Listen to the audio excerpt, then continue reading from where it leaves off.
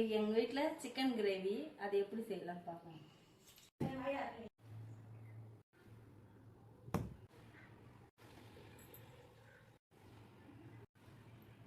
கால் kilo தக்காளி, 1/4 kilo வெங்காயம், அது தொக்கு அது கிரேவிக்கு உருளைக்கிழங்கு போட்டால் நல்லாயிருக்கும். நாங்கள் உருளைக்கிழங்கு போட்டு சாப்பிடுவோம், எங்களுக்கு பிடிக்கும். அதனால் ஒரு 4 உருளைக்கிழங்க வெட்டி வச்சுருக்கேன். 1 கிலோ சிக்கன். நிறையா போட மாட்டேன், கம்மியாக தான் போடுவேன். சம்டைம் வந்து போடாமல் கூட செய்வேன். அடுப்பை பற்ற வச்சுக்கலாம்.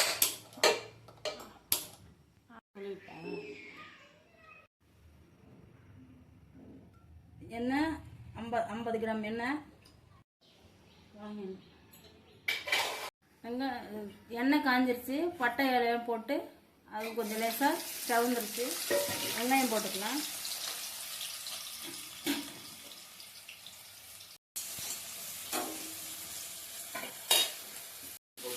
இந்த வரேன் வெங்காயம் ப்ரௌன் ஆகட்டும்.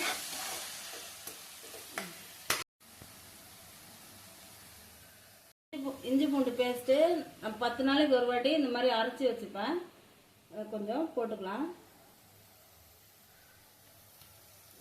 1 கிலோ சிக்கனில் இதோ 50 கிராம் இருக்கும். அது இஞ்சி பூண்டு பேஸ்ட்டு போட்டுக்கலாம்.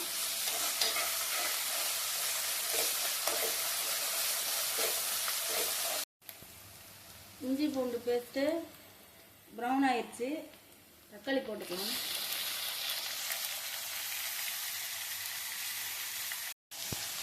ஏற்கனவே வெங்காயம் வதக்கும் போது 1/2 ஸ்பூன் உப்பு போட்டிருக்கேன். இப்போ 1 ஸ்பூன் உப்பு போடுறேன். அப்புறம் உப்பு நம்ம பார்த்துட்டு தான் பத்தலையான்னு 2வது போடணும். வதக்கும் போது உப்பு போட்டிருக்கேன். தக்காளி வதக்கும் போது உப்பு போட்டிருக்கேன். நம்ம சிக்கன் போட்டுட்டு அப்புறமா உப்பு பார்த்துட்டு தான் 2வது உப்பு போடணும். போட்டுக்கலாம்.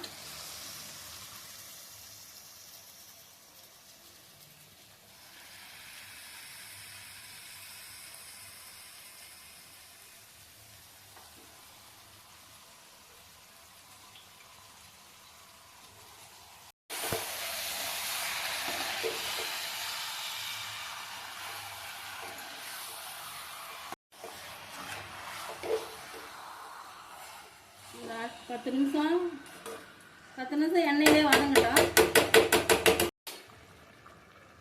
1/4 ஸ்பூன் போட்டுக்கலாம். வெறும் மிளகாத்தூள் 2 ஸ்பூனு.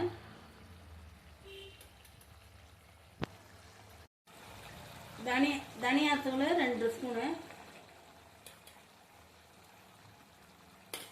கரம் மசாலா கொஞ்சமாக.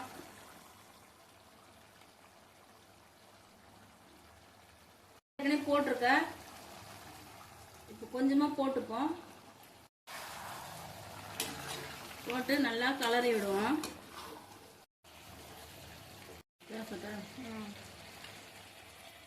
இப்போ 10 நிமிஷம் மசாலாலாம் போட்டு எண்ணெயிலே கொஞ்ச நேரம் வதக்கிட்டேன். இப்போ இதில் கொஞ்சம் தண்ணி ஊற்றிக்கலாம். கறி வேகிற அளவுக்கு தண்ணி ஊற்றிக்கலாம்.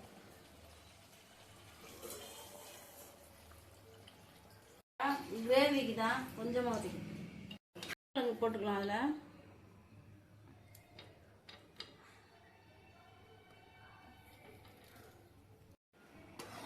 போட்டு ஒரு கலரி விட்டு உப்பு பார்த்துக்கலாம்.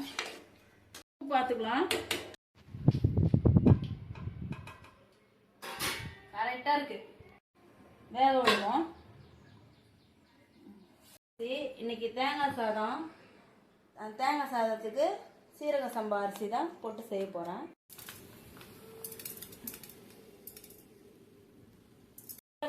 இது வந்து 200 கிராம் தான் இந்த ஆளாக்கு. இந்த ஆளாக்கில் 4 ஆளாக்கு எடுத்துக்கலாம். எங்கள் வீட்டில் 5 பேர், 4 ஆளாக்கு எடுத்துக்கலாம். மிச்சம் இருந்தால் கூட நாங்கள் நைட்டு சாப்பிட்டுப்போம்.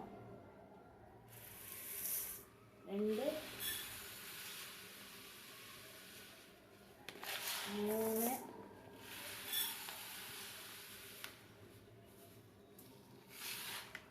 4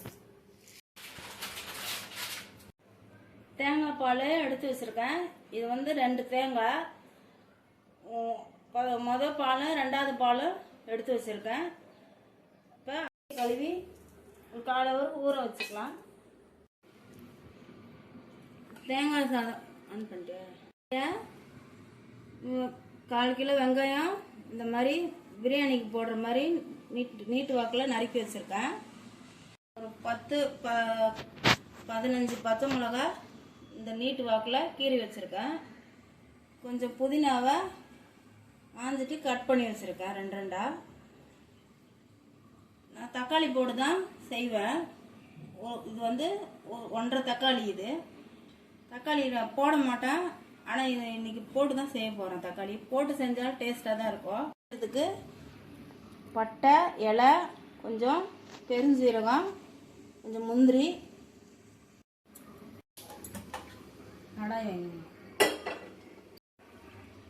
அதுக்கு தேங்காய் எண்ணெய் ஊற்றினா நல்லா இருக்கும். தேங்காய் எண்ணெயில் செஞ்சால் தேங்காய் எண்ணெய் இல்லை என்கிட்ட, அதனால நான் கோல்டு வினர் எண்ணெயில் தான் இன்னைக்கு செய்ய போகிறேன்.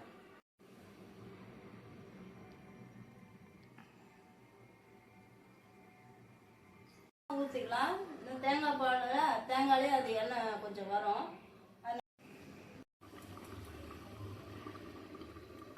கொஞ்சம் ப்ரௌனாக வரட்டும்.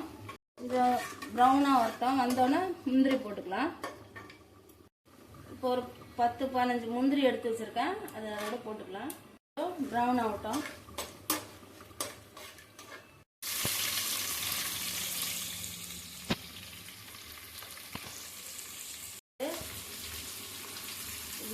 அரை பதம் தான் இருக்கணும், ப்ரௌனா அரை ப்ரௌன் தான் இருக்கணும். வெங்காயம் வதங்கிறதுக்கு கொஞ்சம் உப்பு போட்டுக்கலாம். அப்பதான் சீக்கிரம் வதங்கும். அதுலேயே நெய் ஊற்றிக்கலாம்.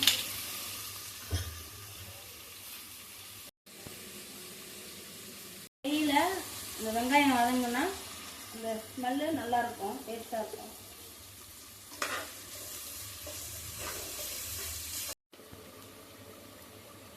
இந்த ஸ்பூனில் ஃபுல்லாக எடுத்துருக்கேன் பாருங்கள்.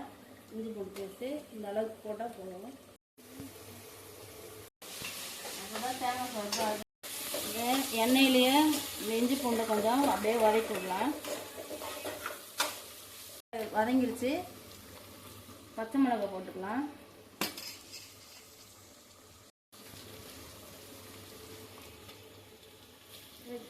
ஒரு 5 நிமிஷம் கலரி புதினாவையும் போட்டுப்போம். போட்டு கலரி விட்டு ஒரு 5 நிமிஷம் அந்த எண்ணெயிலேயே வதக்குவோம். பச்சை மிளகாய் புதினாவும் வதங்கிருச்சு. தக்காளி கொஞ்சம் போட்டுக்கலாம். அடி பிடிக்காம கலரி விடுவோம்.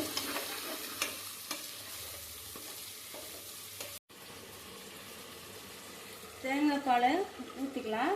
அளவோடு தான் எடுத்து வச்சுருக்கேன், அதை ஊற்றிக்கலாம்.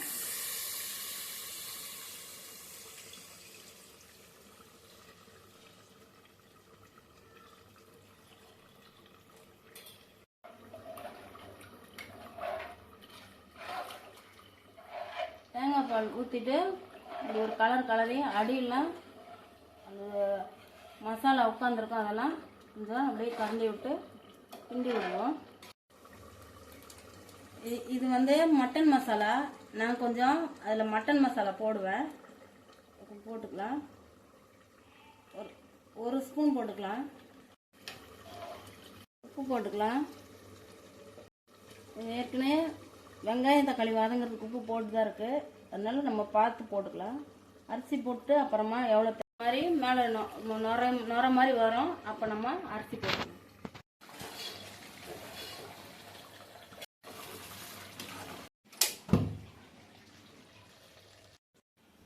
இப்போ இதோட அரிசி போட்டுக்கலாம்.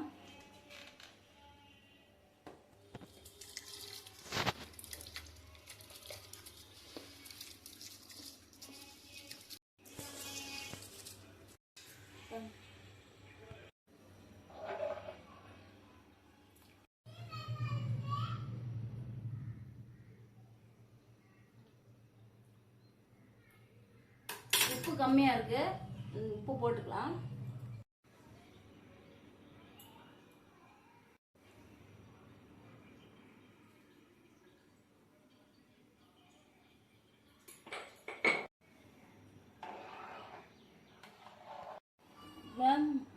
எல்லாம் போட்டாச்சு, கரெக்டாக இருக்குது அளவுலாம். மூடி போட்டுக்கலாம். மூடி போட்டு ஒரு விசில் தான் வைக்கணும்.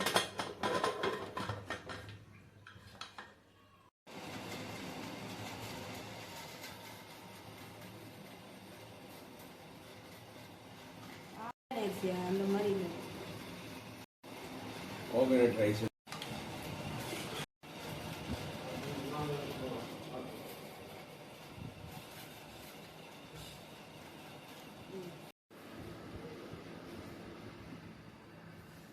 அந்த பாருங்க, டேஸ்ட் பார்க்கலாம்.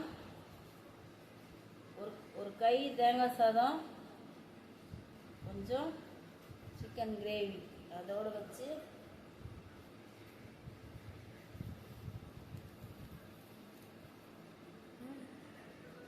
செம்ம சூப்பராக இருக்குது. சூப்பராக இருக்குது. நீங்களும் இந்த மாதிரி சீரக சம்பா அரிசியில் தேங்காய் சாதமும் பிரியாணியும் செஞ்சு சாப்பிட்டு பாருங்கள். இந்த அரிசியில் எது செஞ்சாலும் டேஸ்ட்டாக இருக்கும். இந்த வீடியோ உங்களுக்கு பிடிச்சிருந்துச்சுன்னா லைக் பண்ணுங்கள், ஷேர் பண்ணுங்கள், கமெண்ட் பண்ணுங்கள், சப்ஸ்கிரைப் பண்ணுங்கள். தொடர்ந்து உங்கள் ஆதரவை எங்களுக்கு கொடுங்க. நாங்கள் இப்போ தான் வீடியோ சேனல் ஓப்பன் பண்ணியிருக்கோம்.